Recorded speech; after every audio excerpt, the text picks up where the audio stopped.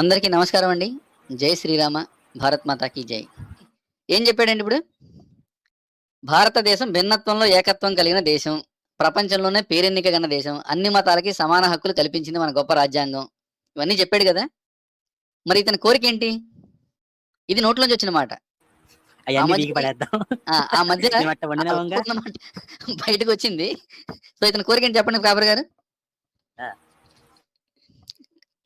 So, ఇప్పుడేంటంటే ఇప్పటిదాకా చెప్పుకొచ్చింది భారతదేశం భిన్నత్వంలో ఏకత్వం కలిగిన దేశం. చాలా గొప్ప దేశం. ప్రపంచంలోనే పేరెన్నిక గన్న దేశం అని చెప్పినాయన, ఈయన లోపల కోరికేమో మొత్తం బైబిల్ రాజ్యంగా చేసేయాలంటారు. మొత్తం బైబిల్ దేశంగా మార్చేయాలిగా. లేకపోతే మాకు మొక్కిచ్చేయండి అంటాడు. ఆ మొక్కలో ఎవరుండాలి? కేవలం వీళ్ళు మాత్రమే ఉండాలి. అవునా? ముక్క తీసుకొని ఏం చేస్తాడిప్పుడు? ఆ ముక్కలో కేవలం వీళ్ళు మాత్రమే ఉండాలి. అలాంటి వాళ్ళు ఈ కబుర్లు చెప్తుంటే ఎలా నమ్ముతాను చెప్పు బాబు? ఏం కనిపిస్తుందండి అక్కడ? క్రిస్టియన్ ఆర్మీ అంట. అయ్యో! ఏంటి ఆర్మీ ఆర్మీ ఎందుకండి? కాదండి. ఇండియన్ ఆర్మీ ఉండాలి గానీ క్రిస్టియన్ ఆర్మీ ఏంది? ఆర్మీ ఎందుకండి? వీళ్ళకి ఆర్మీతో పనేంటండి? నాకర్థం కావట్లా. ఎందుకు పని చెప్తాగా చూపిస్తా. ఇప్పుడేం చెప్పాడు? మా నోటికి అడ్డేస్తోంది, మా కాళ్ళకి బంధాలేస్తుంది, మా చేతులు కట్టేసాడు యేసు అని చెప్పాడు గదా! ఆ! ఈ వీడియో ఎవరిదో అది చెప్తారా? కాదు సార్. మీరు ప్లే చేయకముందు ఒక చిన్న మాట. ఒక్క నిమిషం సార్. ఫుల్ స్క్రీన్ పెట్టండి సార్ ఒక్కసారి అట్లా. జస్ట్ ఫుల్ స్క్రీన్ చేయండి. భారతదేశాన్ని ఏం సార్ కట్టేసాడు అటుపక్క, ఇటుపక్క. ఏదైనా చేస్తాడు. ఓహ్! భలేవాళ్ళే. అష్టదిగ్బంధనం అంటే ఇదేనన్నమాట అయితే. హ్మ్. అది కట్టేసాడేంటిడు? ఎవడు అయ్యా! సార్ అటు ఈ సి, పోగ్గాడు? ఎవడీడు? అటు ఎవడు సి, ఈ వీడియో? ఇటు ఏ కంప్లీట్‌గా. ఏ బాబు! దీని వెనకాల ఇంత దారుణం ఉందండి. ఓపెన్‌గా డిస్‌ప్లే చేస్తున్నారు. ఇప్పుడు కట్టేసాడు సార్ భారతదేశాన్ని అటు ఆ! ఇటు చూడండి. సరౌండ్ కాళ్ళు చేస్తున్నామని పెట్టాడు. చెప్పేసి. కాళ్ళు పెట్టి గాల్లో ఏలాడదీశాడు. మీరు గమనించారా? ఇంకా ఏమనిపిస్తుంది మీకక్కడ? నాకా పెట్టి ఈడ్చుకుంటూ పోతున్నాడు సిలువతో. అది. దేశాన్ని కట్టేసి సిలువతో ఈడ్చుకుంటూ వెళ్ళిపోతున్నాడు. క్రైస్తవ పక్షాన పోరాటానికి యవ్వన సైన్యం క్రిస్టియన్ ఆర్మీ మొదటి ట్రైనింగ్ క్యాంప్. ఓకే. దీంట్లో కనపడుతున్నాడా హీరో? ఓరిని కనబడుతున్నాడు. ఈ ఆగడ కొడుకుదేనా ఇది? హుహు. అంతేనండి. అరే రే రే రే ఈ రే. చిల్లంగతనం చేసేటోడిదే. ముందేమో ఇట్లా చెప్తున్నాడు. తర్వాతేమో పోయి వెనకాల వాళ్ళ మతులు చెడగొడుతున్నారండి. అది వాళ్ళందరికీ కాదు సార్. మద్యపానం వీడు అనేది తాగిస్తుంది. భారతదేశాన్ని కట్టేసి మా చేతులు కాళ్ళు కట్టేసాడని రివర్స్ లో మాట్లాడుతున్నాడు. మొగుని కొట్టి మొగసానికి ఎక్కిందంట. ఇదే ప్రతి వీడియోలో చెప్తాడంట భారతదేశం భిన్నత్వంలో ఏకత్వం అసలు చాలా గొప్ప దేశం. మరి ఈ భిన్నత్వంలో ఏకత్వాన్ని ఎందుకు మిగలనివ్వట్లేదు ఈ సన్నాసులు? మాకేంటి ఇబ్బంది అంటున్నారు కదా, ఇదే మా ఇబ్బంది. బైబిల్ దేశంగా మార్చేస్తామన్నారు చూసారా, అందుకు మీరు ప్రచారం చేస్తుంటే మాకు భయం వేస్తుంది. మీలాంటి దేశద్రోహులు ఇంకో 1,00,000 మంది, 1,00,00,000 మంది తయారవుతున్నారు. చెప్దాం, నేను ఇంకా చిన్న చెప్దాం. పాయింట్ చెప్పండి. అడగొచ్చండి?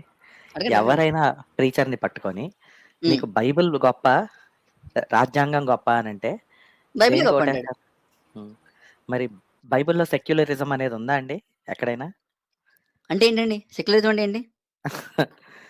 అదే ఇతరుల పట్ల సహనం చూపియాలి. అబ్బే మత అబ్బే అబ్బే. విశ్వాసాలు వేరైన వాళ్ళని వాళ్ళతో అయ్యి మీకు సఖ్యతతో మీరెవరు? మీరు మీరు మీరు సనాతన ధర్మం హిందూనా మీరు? ఆ కబుర్లన్నీ అవునండి. మీకు మాత్రమే. వాళ్ళకేం ఉండవటండి. ఆళ్ళు దేవుడి బిడ్డలు గదా! ఆళ్ళు అనుకుంటారు గదా! మనమంతా సాతాను బిడ్డలం. కాబట్టి ఇలాంటియన్నీ మనకు కావాలి. వాళ్ళకి కాదు. భర్తమాత అంటున్నా. భర్తమాతకి ఎంతమంది భర్తలు? లేదా భర్తమాతకి ఎంతమంది యజమానులు? ఒక్కడే కావాలి.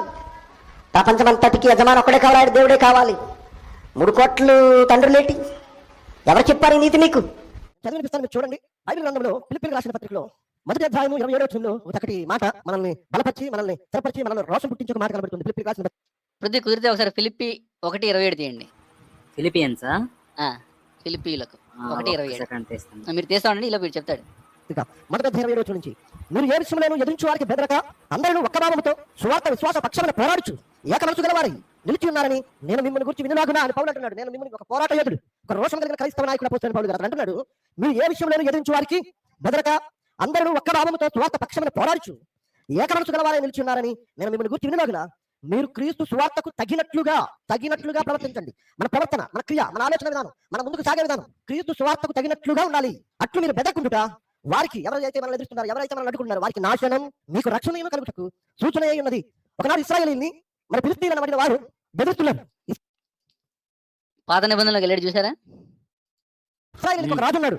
ఆ రాజు రాజానుభవుడు, బలవంతుడు, చాలా అప్పుడు ఒక నాయకుడు ముందు పెట్టుకుని దావీదు కన్నా రంకెలేస్తున్నాడు. చూశాడు, ఎవరైనా వీడు దేవుడు. ఆ సమయంలో అతడు నింపడానికి సిద్ధపడ్డాడు. అతనితో మాట్లాడుతుంటాడు, యుద్ధం యెహోవాదే, చూసుకో, నువ్వు చస్తావు, నీ తల నరుకుతానంటాడు. విధానాన్ని వారు వ్యవహరించిన తీరు నిన్న వారిని క్రైస్తవం జోలికి వచ్చిన వారితో పాడి జరగకుండా మనం అడ్డు ఇంత బలంగా ఉంటుంది, వీళ్ళని తక్కువగా మేమే నిలబడుతున్నాం. చాలే కానీ మీరు ఇంకా ఫిలిప్పీలు 1:27 తీయండి. దాన్ని వీడు ఎక్స్ప్లెయిన్ చేసిన విధానం చూశారు కదా, పోరాడుతూ పోరాడమంటున్నాడు పౌలు అని చెప్పి, ఇందాకేమో ఏసేమో పక్కెళ్ళమన్నాడంట. మరి పౌలు ఏం చెప్తున్నాడు చూడండి. 1:27 చదివి చెప్పండి సార్. అది ఈ లోపు నేను వేరేది తీస్తున్నా. ఓకేనండి.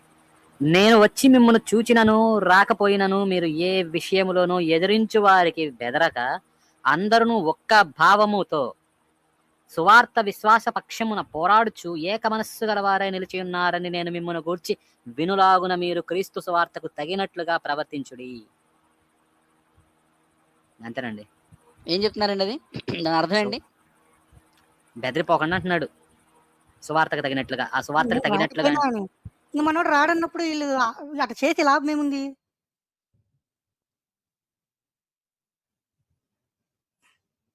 హలో. చెప్పండి. ఆహా! నేను రాకపోయినను అన్నప్పుడు, వీడు రానప్పుడు వీళ్ళు ఇంత కష్టపడి పోరాడి, ఏకపక్షమున పోరాడి లాభమేముంది? వాడు వస్తాడనే కదా ఈ గోలంతా. యేసు కాదండి ఇక్కడ నేను అంటే హ్మ్. పౌలు. ఇక్కడ పౌలు ఇది. ఒకసారి ఇంగ్లీష్‌లో చదవండి అది. ఇదే దీన్ని ఇంగ్లీష్ ఇప్పుడు ఓకే. ఫర్ ఎగ్జాంపుల్ తెలుగులో చూద్దాం. నేను వచ్చి మిమ్మల్ని చూచినను రాకపోయినను మీరు ఏ విషయంలోనూ ఎదిరించి వారికి బెదరక అందరూ ఒక్క భావంతో సువార్త విశ్వాస పక్షాన పోరాడుచు అని ఉంది కదా ఇక్కడ. హ్మ్. సో ఈ పోరాడుచు అని ఉన్నందుకు వీళ్ళు క్రిస్టియన్ ఆర్మీ పెట్టారంట. ఆర్మీ పెట్టి ఎవడైనా సువార్తకు వెళ్తున్నప్పుడు ఈ క్రీస్తు ఆర్మీ సైనికులు కూడా వాళ్ళతో పాటు వెళ్ళి వీళ్ళని ఎవరైనా కొట్టేవాళ్ళని కానీ, పంపించేసేవాళ్ళని కానీ, తిట్టేవాళ్ళని కానీ వీళ్ళొచ్చి కొడతారంట, తిడతారంటే వీళ్ళు ఆ ఆర్మీ పని అది. అంటే ఆర్మీలో ఉన్న వాళ్ళందరూ నరకానికే అంటారు. కాకపోతే ఏం చెప్తారంటే ఇది మా పౌలు చెప్పాడు ఇక్కడ అంటారు. ఒకసారి దీని ఇంగ్లీష్ చదివి చెప్పండి. అక్కడ పోరాడమనుందా ఏమనుందో? శ్రమించమనుందండి. స్ట్రైవ్ అన్నారు, ఇంకా కష్టపడమన్నారు. ప్రయత్నము, స్ట్రైవింగ్ అంటే striving together for the faith of the gospel. ప్రయత్నించడము, శ్రమించడము, ప్రయాసపడ్డం. ఇంకా ఇలా భాషలో చెప్పాలి అంటే అది ఇది దేవుడు చూసుకుంటాడు, మనం దీనికి నిలబడుందామని చెప్తున్నారు. ఇక్కడ విశ్వాస పక్షాన్ని పోరాడుచొని ఉంది కాబట్టి ఇదిగో మేము ఆర్మీ పెట్టాము అని చెప్పి దేశాన్ని తాళతో, ఇందాక మహర్షి గారు చూశారు కదా, తాళతో కట్టేసి లాక్కెళ్తున్నాడు సిలువకేసి. ఉన్న వాక్యాన్ని కూడా వాడు ఇష్టం వచ్చినట్టు మార్చుకుని చెప్తూ